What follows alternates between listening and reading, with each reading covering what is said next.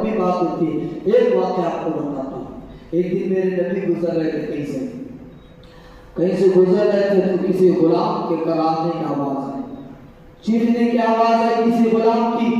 نبی پاک نے دیکھا ایک کالا حبشی غلام ہے جس کو لوگوں نے زمین پر لٹایا ہے تپتی ہوئی دھوپ میں, اور اس کے سینے پر پتھر رکھا ہے, اور اسے لوگ مارے اور کہہ رہے ہیں کہ محمد عربی کا کلمہ پڑھنا چھوڑ دے, اور وہ سب سے یہی کہتا ہے کہ سنو سنو میرا جسم ٹکڑے ٹکڑے ہو جائے, جتنے ظلم و ستم کرنا ہے کر لو, سب کچھ ہو سکتا ہے لیکن نبی کا دین چھوڑنا مجھ سے نہیں ہو سکتا.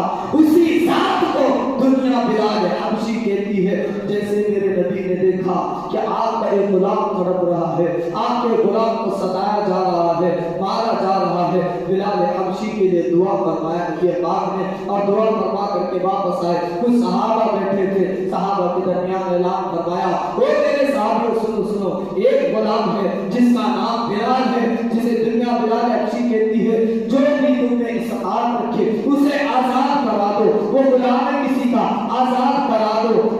تو نبی پاک نے جیسے صحابہ سے کہا کہ اس غلام کو آزاد فرما, اس محفل میں سرکار سیدنا صدیق اکبر موجود نہیں تھے. کسی نے بعد میں بتایا صدیق اکبر کو کہ نبی نے اعلان کیا جس سے ہو سکے وہ بلال کو آزاد کرا دے. بلال کی آزادی کی بات ہوئی ہے. سرکار سیدنا صدیق اکبر نبی پاک کے خدمت میں حاضر ہوتے ہیں, عرض کرتے ہیں یا رسول اللہ صلی اللہ علیہ وسلم, میں نے سنا ہے کہ آپ نے اعلان کیا کہ جس سے ہو سکے بلال کو آزاد کراؤ. یا رسول اللہ میں بلال کو آزاد کرنا چاہتا ہوں, ذرا توجہ دینا. نبی نے یہ نہیں کہا ٹھیک ہے جاؤ آزاد کراؤ, ذرا بلال کا رتبہ بھی تو دیکھو, بلال کی شان کیا ہے. اللہ اکبر. نبی سے عرض کرنے لگے یا رسول اللہ میں بلال کو آزاد کرانا چاہتا ہوں. جواب میں نبی نے ارشاد فرمایا اے صدیق اکبر آزاد کرا لینا, لیکن اس میں میرا بھی حصہ ملا لینا, جو بھی قیمت وہ بتائے اس میں میرا بھی حصہ ملا لینا, تو اور میں مل کر کے بلال کو آزاد کرائیں گے. صدیق اکبر نے کہا یا رسول اللہ ٹھیک ہے ایسا ہی ہوگا. بلال کے آقا کے پاس صدیق اکبر وہاں پہنچتے ہیں, اور پہنچنے کے بعد بلال کا جو آقا تھا, جو اس کا مالک تھا, اس سے کہا کہ میں بلال کو خریدنے آیا ہوں, میں بلال کو خریدنا چاہتا ہوں. وہ جانتا تھا کہ بلال کو اس لیے خریدا جا رہا ہے کہ یہ مسلمان ہے, اس لیے خریدا جا رہا ہے کہ اس پر ظلم ہو رہے ہیں, اس ظلم سے بچانے کے لیے خریدا جا رہا ہے, اور کسی قیمت پر بھی بلال کو یہ لوگ خریدیں گے. وہ یہ جان گیا تھا. اس نے کہا کہ بلال کو اگر خریدنا ہے بہت بھاری قیمت دینی پڑے گی.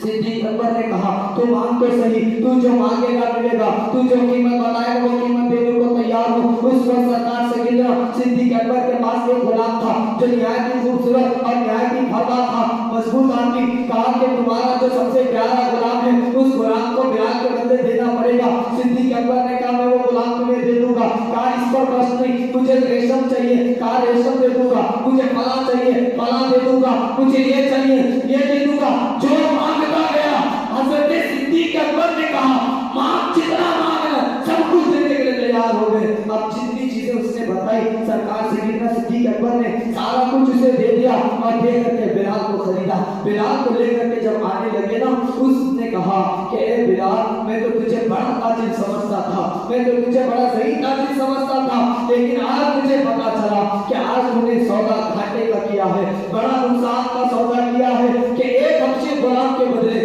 تو نے اتنا پیارا غلام دے دیا, اتنی ساری چیزیں دے دی, تو کیوں کالے کلوٹے بلال کے لیے اتنی بڑی رقم دے کر کے آج تو نے سودا گھاٹے کا کیا. اس وقت سرکار سیدنا صدیق اکبر نے کہا اے ظالم سن سن, تو اس کے چہرے کو دیکھتا ہے. صدیق اکبر اس کے چہرے کو نہیں دیکھتا, اس کے دل کو دیکھتا ہے, اس کے دل میں بسی نبی کی محبت کو دیکھتا ہے. کہ کہہ کر کے وہاں سے نکل پڑے اور لے کر کے نبی پاک کی خدمت میں حاضر ہوئے. نبی نے تو یہ کہا تھا جب خریدنے جاؤ مجھ سے بھی کچھ مال لے لینا, دونوں مل کے بلال کو خریدیں گے. صدیق اکبر اکیلے خرید کے نبی پاک کی خدمت میں حاضر ہوئے. کہا یا رسول اللہ میں نے بلال کو آزاد کر دیا ہے, میں نے بلال کو اس سے خرید لیا ہے. نبی پاک نے پوچھا اے بلال, اے صدیق اکبر میں نے تو کہا تھا کہ تم جب خریدنے جاؤ گے میرا بھی حصہ ملا لینا, میرے سے بھی کچھ رقم لے لینا, پھر تم نے اپنی رقم سے کیوں خریدا؟ نبی پاک کی بارگاہ میں اس صدیق اکبر نے جواب دیا, ارشاد عرض کرتے ہیں یا رسول اللہ صلی اللہ علیہ وسلم ابو بکر